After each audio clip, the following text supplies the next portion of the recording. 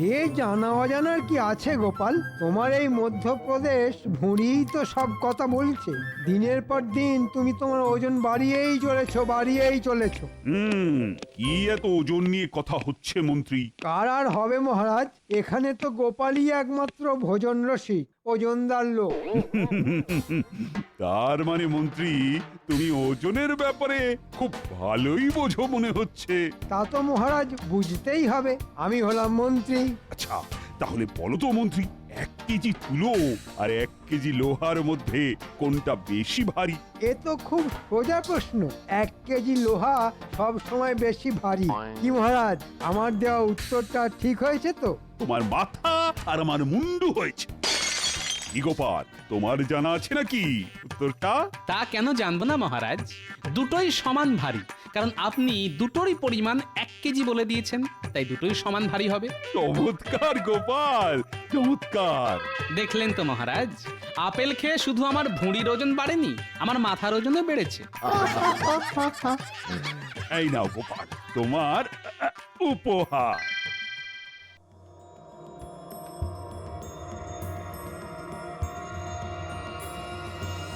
কি গো, তখন থেকে তুমি এপাশ আর ওপাশ করছো কেন বলো তো?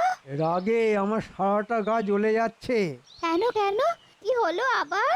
মহারাজ, এই একটা সামান্য প্রশ্নের উত্তর দেওয়ার জন্য গোপালকে একটা গয়না উপহার দিল। সে কি গয়না? হ্যাঁ, তোমার একটা ভালো দেখে গয়না দাও তো। আমার গয়না দিয়ে তুমি কি করবে? এই দাও, আমার মাথায় এমন একটা বুদ্ধি এসেছে, যাতে এবার গোপালের মহারাজের কাছ থেকে উপহার পাওয়া তো দূরের কথা, রাজসভাতেও আসা বন্ধ হয়ে যাবে। তুমি আমাকে এখন একটা গয়না দাও, কালকে দুপুরের মধ্যে তোমার গয়না তুমি ফেরত পেয়ে যাবে। তোমাকে শুধু আমি যেরকম বলছি তুমি সেরকম করবে। আচ্ছা ঠিক আছে, ঠিক আছে।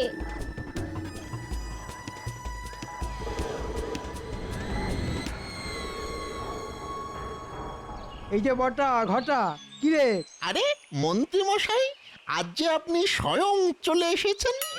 শোন, ওদেরকে একটা কাজ করতে হবে। আচ্ছা, কি কাজ? এই নে, এই গয়নাটা রাখ। এটা নিয়ে আজকে মাঝরাতে সবাই ঘুমিয়ে যাওয়ার পরে কোনো চিন্তা করবেন না মন্ত্রী মশাই, আপনার কথা মতো কাজ ঠিক হয়ে যাবে। কি আজকে তো সবাইকেই দেখছি রাজসভায় এসেছে, কিন্তু আমাদের মন্ত্রী এখনো এলো না কেন? হ্যাঁ মহারাজ, মন্ত্রী মশাইকে আমি একটু আগেই ওনার বাড়ির সামনে দেখলাম। উনি দরজার সামনে দাঁড়িয়ে আছেন আর ওনার স্ত্রী হাউ হাউ করে কাঁদছেন।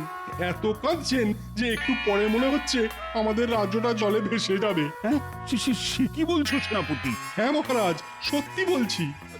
চলো তো সবাই গিয়ে দেখি ব্যাপারটা কি হয়েছে।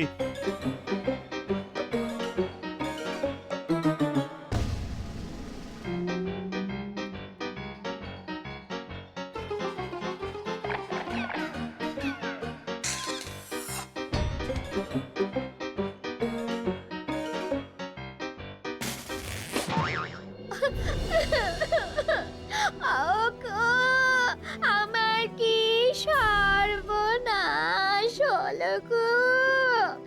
আমার 5 ভরি সোনার গয়না। এই সকাল সকাল এরকম মরা কান্না কাটছো কেন? শান্ত হও মন্ত্রী বউ। আজ আমার বাড়ি থেকে আমার 5 ভরি সোনার গয়না চুরি হয়ে গেছে। হ্যাঁ, সে কি 5 ভরির গয়না? হ্যাঁ মহারাজ, আমি বিয়ের সময় পেয়েছিলাম, আমার সব শেষ হয়ে গেল। তোমাদের বাড়ি থেকে কে আবার চুরি করতে যাবে বলো তো মন্ত্রী? মহারাজ, কালকে সন্ধেবেলা আমাদের বাড়িতে গোপাল এসেছিল।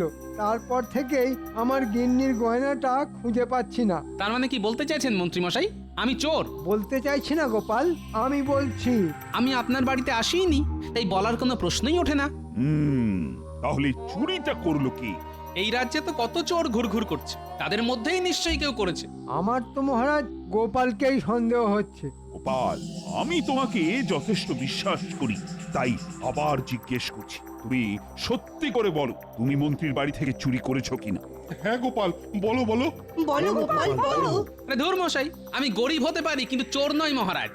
ওগো ওগো আমার কি হলো গো? মহারাজ, এত জিজ্ঞেস করার কি আছে? সোজা গোপালের বাড়িতে গিয়ে তদন্ত করলেই হিসেব জলের মতো পরিষ্কার হয়ে যাবে। ঠিক আছে, তাহলে আর দেরি না করে সবাই গোপালের বাড়িতেই চলুন।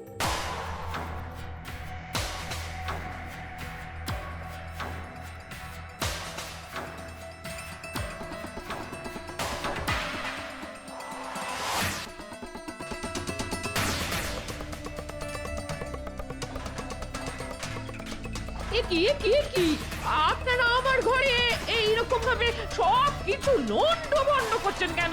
মন্ত্রী মশাই, সব কিছুর একটা সীমা আছে কিন্তু। মহারাজ, আপনি কিছু বলুন।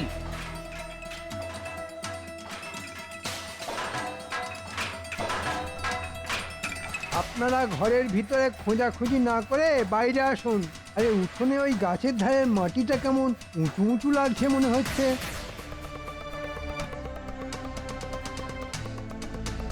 তাহলে এটা খুলে দেখুন তো। যেখানে দেখবে মাটি খুঁড়ে খুঁড়ে দেখো সেটি, পেলেও পেতে পারো। 5 ভরি সোনার হার। এই তো আমার সোনার হার, এই তো। এই তো এই তো এই তো আমার গিন্নির সোনার গয়না। হ্যাঁ, শেষে গোপাল করলো চুরি। ছি ছি ছি ছি গোপাল, ছি, তুমি এত নীচ কাজ করতে পারবে আমি স্বপ্নেও ভাবিনি। এই জঘন্য অপরাধের জন্য তোমাকে আমি আগামী 1 মাস এই রাজসভা থেকে বহিষ্কার করলাম। এরকম করবেন না মহারাজ, আমি না খেতে পেয়ে মরে যাব। ও মহারাজ, আপনি এরকম করবেন না মহারাজ, করবেন না। মহারাজ মহারাজ, আমি কোনো অপরাধ করিনি, এই সব কিছু মন্ত্রীর চক্রান্ত। আমি কোনো কথা শুনতে চাই না, না না না না, আগামী 1 সপ্তাহ যেন তোমার মুখ না দেখি। চলো চলো তো সবাই।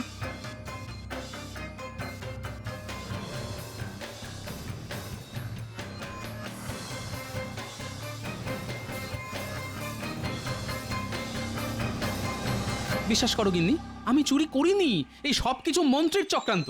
আমি সব বুঝতে পারছি। হ্যাঁ, দুর্জনের কি ছলনা শেষ আছে? এই মোক্ষম জবাব আমি মন্ত্রীকে হাড়ে হাড়ে টের পাবো। না না না, আপনি কিন্তু এই কাজটা একদম ঠিক করেননি মহারাজ, ঠিক করেননি। কি করবো বলো তো রানী, আমি তো নিজের চোখে দেখলাম গোপালের বাড়িতে গাছের পাশে পোঁতা ছিল মন্ত্রীর স্ত্রীর ওই গয়না। এই সম্পূর্ণ কৃষ্ণনগরে গোপালের যে সৎ ব্যক্তি আর দ্বিতীয় কেউ নেই মহারাজ, এই ব্যাপারটা আমার মোটেও বিশ্বাস হচ্ছে না। আমার মনে হচ্ছে এর মধ্যে একটা গভীর ষড়যন্ত্র লুকিয়ে আছে। হতেও পারে, এখন শুধু 1 মাসের অপেক্ষা।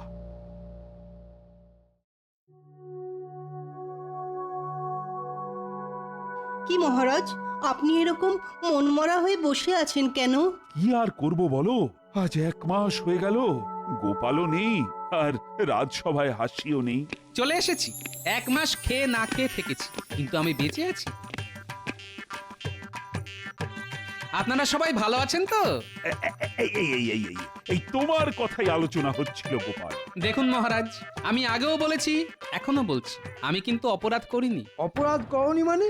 সেদিন যে দিনের বেলা প্রকাশ্য সূর্যের আলোয় আমরা যেটা দেখলাম সেটা কি মিথ্যে? আপনার কথায় সেটা দেখলাম না দেখানো হলো? আমি নিজে তো জানি পুরো ঘটনাটা আমাকে ফাঁসানোর জন্য আপনার পূর্ব পরিকল্পনা। কি বলতে চাইছো কি গোপাল? আচ্ছা আচ্ছা, ঠিক আছে ঠিক আছে, চিৎকার চেঁচামেচি অনেক হয়েছে, এবার আমার একটা কথা বলার আছে। কি কথা মহারাজ? আগামী সপ্তাহে আমাদের রাজবাড়ির মাঠে একটা মেলা হবে। মেলা? কিসের মেলা মহারাজ? মজার মেলা, চারিদিকে খাবারের দোকান, রকমারির দোকান, আর মেলার মাঝ প্রাঙ্গণে একটা বড় বেদি হবে। সেখানে তোমরা সবাই কিছু না কিছু মজার কাজ করে দেখাবে। এবার তোমরা বলো, কে কি কি করবে? আমি মজার কবিতা বলবো মহারাজ। আমি মহারাজ সুস্থ মানুষকে পাগল বানিয়ে দেখাবো। কি যাতা কথা বলছো বলো তো গোপাল, এই কখনো হতেই পারে? সেটা না হয় মেলার দিনই মিলিয়ে নেবেন, আমি পারি কি পারি না। বেশ, তুমি যদি এই কাজটা করে দেখাতে পারো তাহলে তোমাকে 50 মোহর উপহার দেব। ঠিক আছে মহারাজ।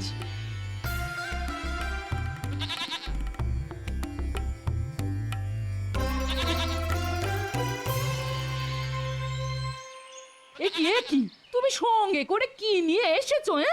এ হলো 5 মোহরের ছাগল। এই ছাগলই আমাকে 50 মোহর এনে দেবে। কি যা তা কথা বলছো? তোমার মাথাটা কি খারাপ হয়ে গেছে নাকি? মাথা খারাপ করব একজনের, তাই এই ব্যবস্থা। শোনো, কি করতে পারবে তো কাজটা? পারবো মানে? ভাবো পেরে গেছি। তোমার সম্মান নিয়ে ছেলে খেলা, এর আমি শেষ দেখে ছাড়বো। কি মন্ত্রী গিন্নি, কেমন আছেন? আজকাল তো এই ঘাটে আপনাকে দেখতেই পাই না। কি করে দেখতে পাবে বলো? আমি তো এখন খুব একটা বাড়ি থেকে বেরই হই না। বাইরে যা কড়া রোদ, গায়ের রং কালো হয়ে যাবে না? ও তাও তো বটে, যদিও এই ছাগল আসার পর থেকে আমার জীবনে গতি এসেছে। হ্যাঁ, সোনার ডিম। রোজ এই ছাগলের মাথায় হাত বোলালে এই ছাগল একটা করে সোনার ডিম পারে। কি? আমার তো চোখে বিশ্বাসই হচ্ছে না। দেখি দেখি দেখি, টিপটা দেখি। এই না না না না, যা দেখার এই দূর থেকে দেখুন বাবা, দেখুন। আমি এক্ষুনি এই ডিম শহরে এক শাকরার কাছে বিক্রি করতে যাবো। কি অবিশ্বাস্য! এ কোনো সাধারণ ছাগল নয়, এটা আশীর্বাদী ছাগল।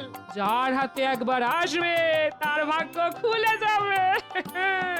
আমি চলি মন্ত্রী বউ, চলি। হ্যাঁ,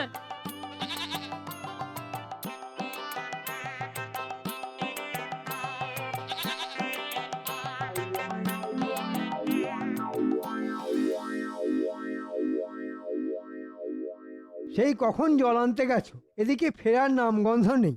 আরে বাবা, জল আনতে গিয়ে যা খবর এনেছি না, শুনে চোখ ছানা বড়া হয়ে যাবে। কি বলতে চাইছো বলো তো, একটু খোলসা করে বলবে। আরে আরে আর বললো না, গোপাল বউয়ের কাছে দেখলাম একটা ছাগল। ছাগল তো কি হয়েছে, এমন করছো যেন বাঘ নিয়ে ঘোরাঘুরি করছে। আরে বাবা, এই ছাগল যে সে ছাগল না, এই ছাগল হলো সোনার ডিম পাড়া ছাগল। হ্যাঁ, সে কি সোনার ডিম পাড়া ছাগল? আরে হ্যাঁ গো হ্যাঁ, ওটা আশীর্বাদী ছাগল। রোজ সকালে মাথায় হাত বুলোলে একটা করে সোনার ডিম দেয়। আমি নিজের চোখে সেই ডিম দেখে এসেছি। কি সুন্দর সোনার ডিম! ওগো, এরকম চলতে থাকলে তো গোপাল কদিন পরে তোমার থেকেও বেশি বড় লোক হয়ে যাবে।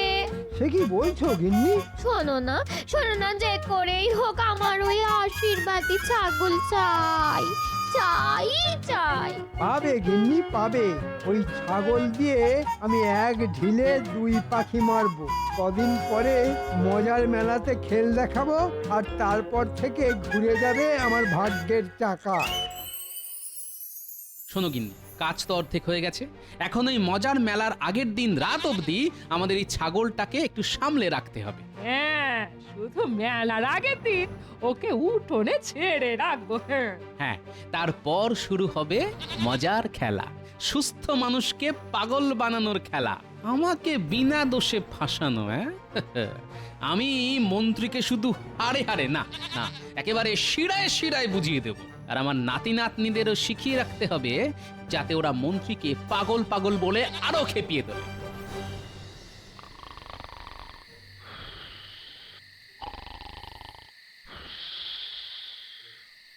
ঘটা, খুব সাবধানে কাজ করতে হবে কিন্তু।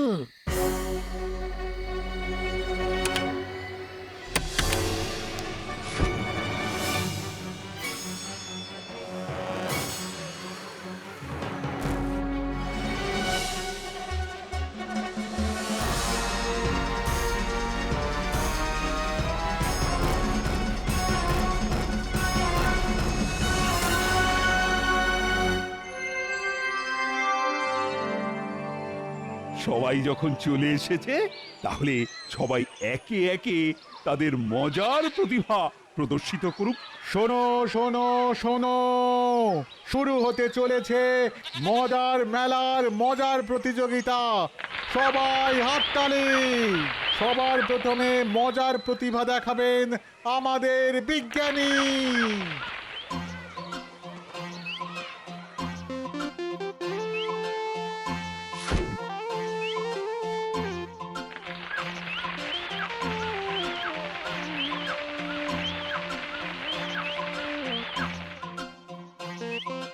দারুণ! ওহ, দারুণ দারুণ বিজ্ঞানী, দারুণ। বিজ্ঞানী দারুণ।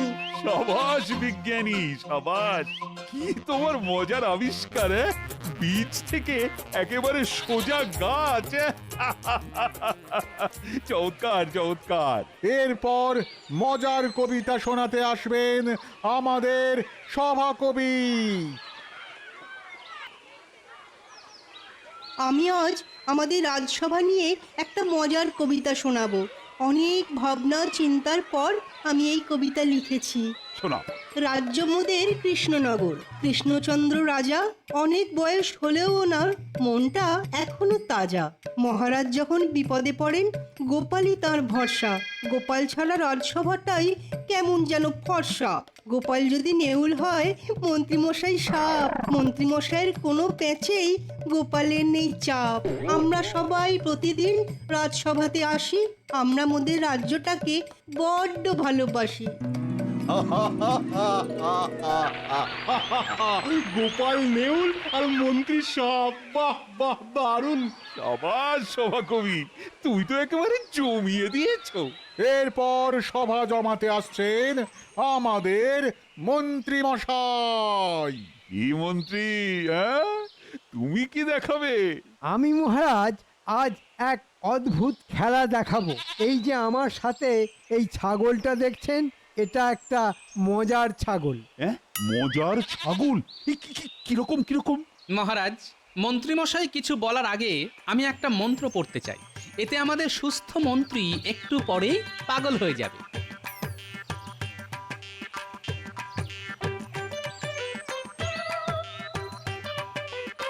নমস্য গিলি গিলি চিং বিচিং বিচিং ফাক ফকাশ ফকাশ ফু ফু।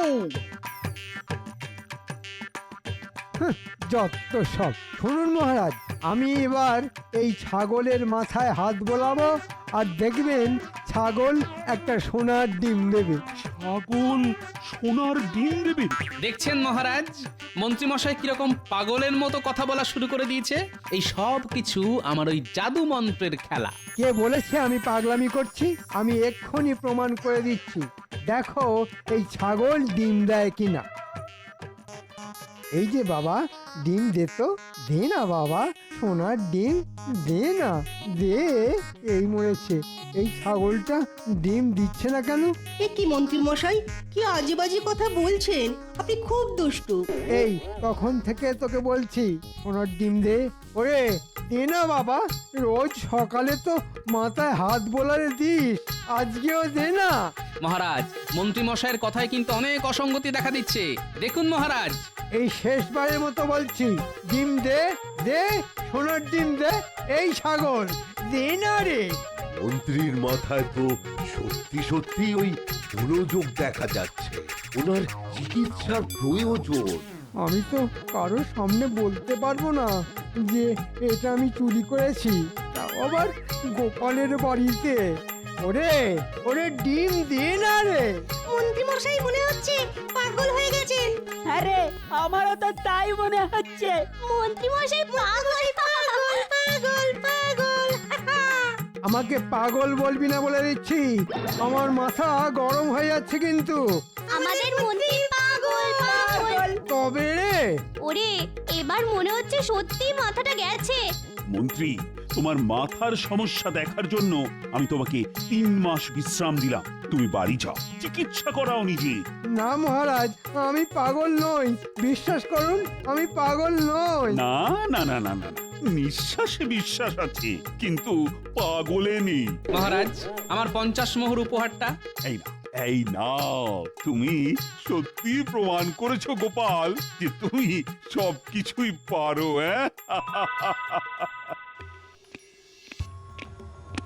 দূর দূর, এখন 3 মাস বাড়ি বসে থাকো।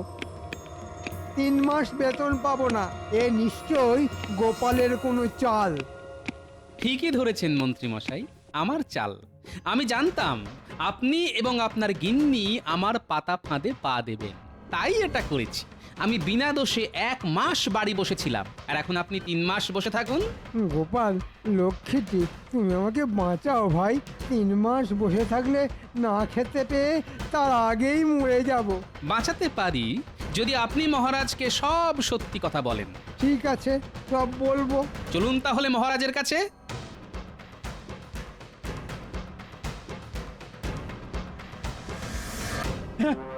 সে কি মন্ত্রী, তুমি গোপালকে এভাবে ফাঁসিয়েছো আর আমি নিরপরাধ গোপালকে শাস্তি দিয়েছি? হ্যাঁ মহারাজ, আমি 1 মাস দাঁতে দাঁত চিপে বসেছিলাম।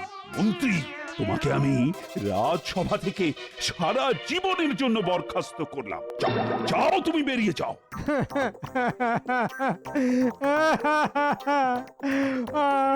মহারাজ, আমি মরে যাব। এরকম করবেন না মহারাজ, এরকম করবেন না। ওই দেখুন, আবার পাগলামি করছে। একেই বলে ছাগল বানালো পাগল।